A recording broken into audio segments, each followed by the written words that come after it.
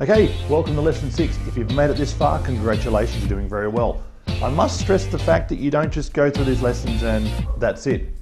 These lessons run for 5 to 10 minutes. They're very short, condensed lessons. You need to work on them. You need to practice and go over and over and over everything we go through on these lessons. Otherwise, it's not going to work. Of course, nothing beats one-on-one private tuition, but at the moment, you're not ready for that, hence why we're here on videos. So you can use these videos to your advantage. Use them as a warm-up before you come and sign up with a teacher, myself or another teacher in your area. Either way, you have to go over. Repetition is the key. I promise you, there's no secrets, no magic, no tricks. If you have enough fingers, you can play the guitar. There's not much to it, just practice. Now, moving on. Today's lesson, we're going to be going on from the last lesson. You learned House of the Rising Sun and you learned the new F chord and you learned a new idea of pressing 2 strings at once with 1 finger. Today we're going to build on that F chord and build a larger F chord, you might say. You'll see once I get the guitar what I mean. It's a bigger F chord. We're going to be using the whole finger to bar it. This is a difficult thing. Without me being able to see your hands, you're going to have to go on my hand and find your own comfortable spot. I'll explain more once I get the guitar. You can use this version of the F chord in the House of the Rising Sun, as I showed you before, and you'll see what I mean once I get the chord going. Won't waste any more time. Let's get to the music. Now I'm going to show you from a distance and I'm going to explain how the F chord is built, made, put together, and there will be a diagram in the bottom of your screen and you can watch that as well, but I'm going to explain it to you so you know what not to press and what not to worry about.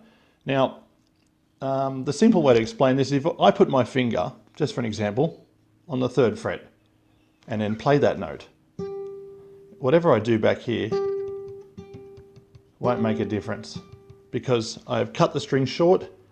This is the only part of the string that works now. If that makes sense to you, this next part should be quite easy to understand. Now, with the F chord that you learned on last lesson covered 2 strings, 3rd string, and then the 4th string, giving us the F chord. So that was our bar.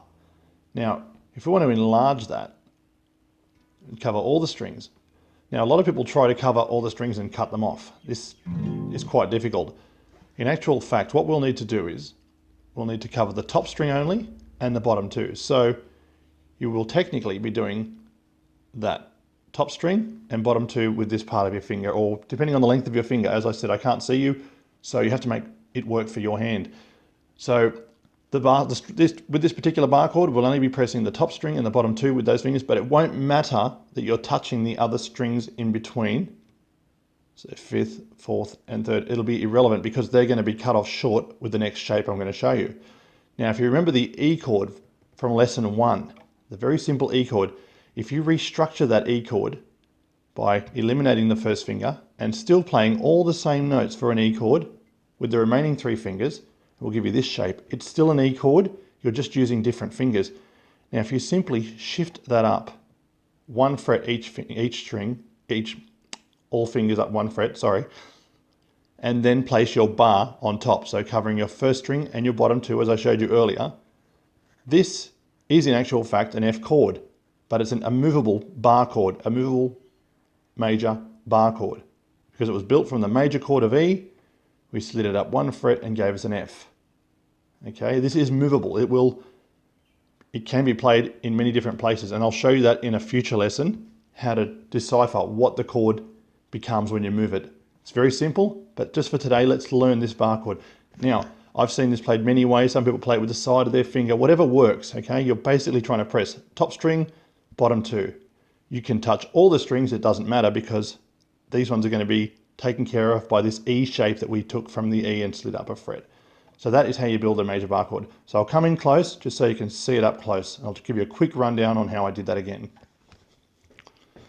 Okay, so to zoom in, we took an E chord from lesson 1, rebuilt it, eliminating our 1st finger to keep it free, sliding it all forward 1 fret, placing our 1st finger on, covering the top string and the bottom 2, those 2 with the fleshy part of our finger.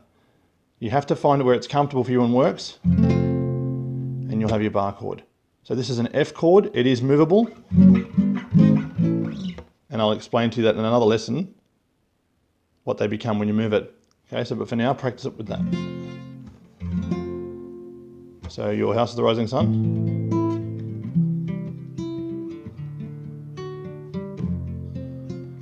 Could be done like that if you like. I think it sounds better with the other F, but up to yourself. It's still an F, it just gives you that low note at the top. So it's a much fuller sounding chord. Okay, so it is more popular than that one. So that was the F chord. How'd you find it? Little difficult? Little different? Yes, it is different. Okay, but bar chords are going to get more common. We're going to learn a lot more bar chords as we go along. This will take some time. Again, I stress, as I did at the start of the lesson, these lessons aren't meant to be 10 minutes, do it, forgotten, you've learned it. You have to repeat it, go over and over it again. Play through House of the Rising Sun hundreds of times if you have to. It'll help you get comfortable with those chords, okay?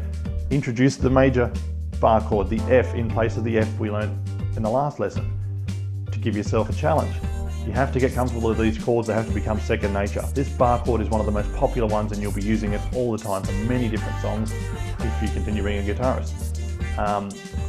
Other than that, I think I've said practice, practice, practice. I'll see you next lesson. Off you go, practice, bye.